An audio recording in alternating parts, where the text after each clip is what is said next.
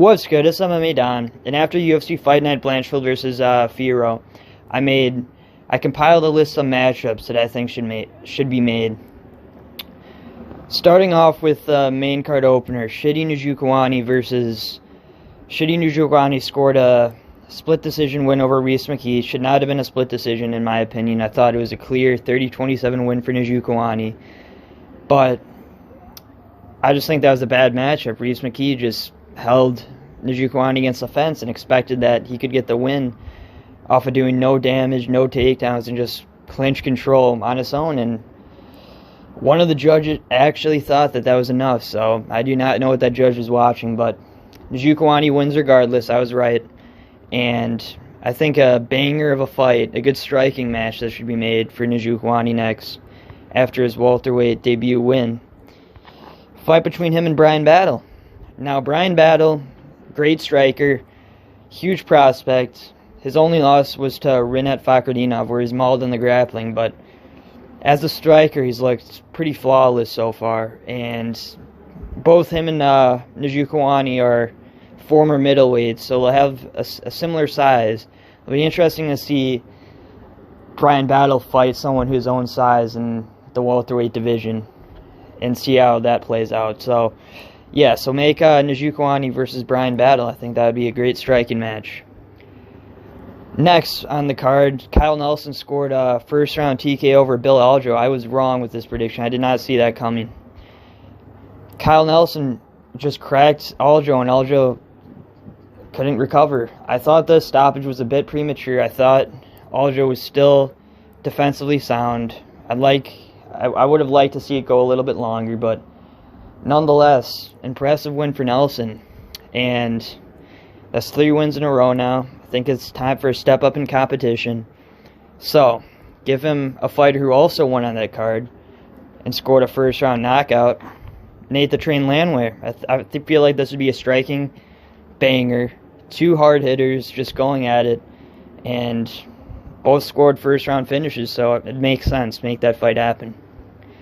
Okay, next up, Nursultan Rizzobayev scored a first-round finish over Cedric Dumas. I was correct with that prediction. The finish wasn't how I expected, though. It happened due to a left eye poke to Dumas's eye that the ref did not see. This was a common occurrence throughout this fight night, and Dumas couldn't continue his finish, and there's no point deduction or anything, but Rizzobayev was looking much better on the feet, and I don't think the outcome would be much different, so there's no need for a rematch between him and Dumas.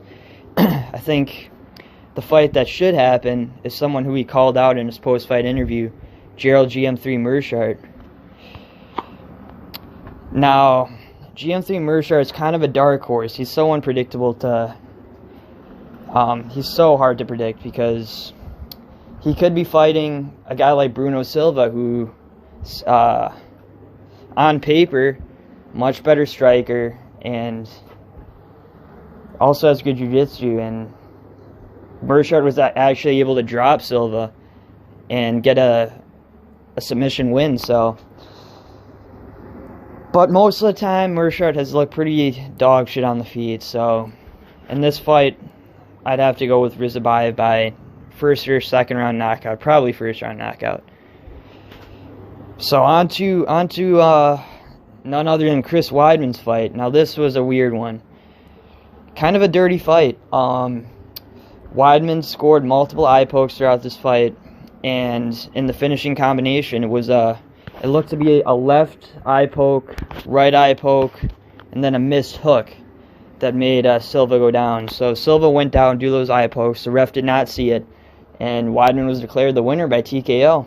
And so, yeah, I did not agree with that, but I picked Silva to win, and I think Silva still would have won that fight if Weidman didn't fight so dirty with the eye pokes. So I feel like the only thing that makes sense for Weidman now is book a rematch. It would be unfair to Silva otherwise. So book the rematch between Bruno Silva and Chris Weidman to get a true answer to who's the better fighter.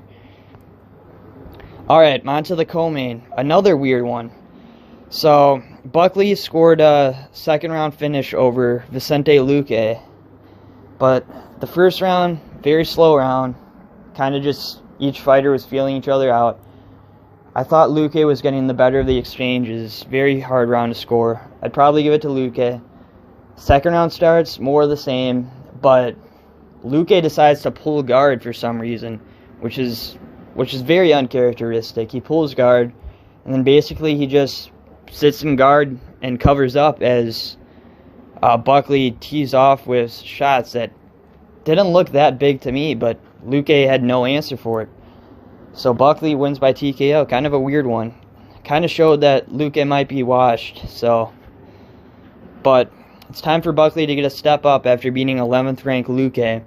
And I feel like a great stylistic matchup between two hard hitters that'll just stay in the pocket and swing big punches would be between him and Jeff Hands of Steel Neal. I feel like this would be a great fight. Alright, on to the main event. Now this was a snoozer. Aaron Blanchfield, Manon Fiorot ended up beating Aaron Blanchfield by decision. And this was a weird one because you would have expected the wrestler Aaron Blanchfield to at least try to grapple, try to get some takedowns, but there's none of that. It was just Fiorot just taking her time, outstriking Blanchfield, and coasting to a 50-45 decision win. So she beat the number 2 girl. There's not much left except the champion, so I think next for Fiorot, give her the champion, Alexa Grasso. I feel like this would be a great striking match, and yeah, it makes sense. Alright, those are the matches I made after UFC Fight Night Blanchfield versus Fiorot. Give me your thoughts and matchups you guys had in mind. Other ideas for future videos I should make. And please hit subscribe. Please hit notifications. It would mean so much. And until next time.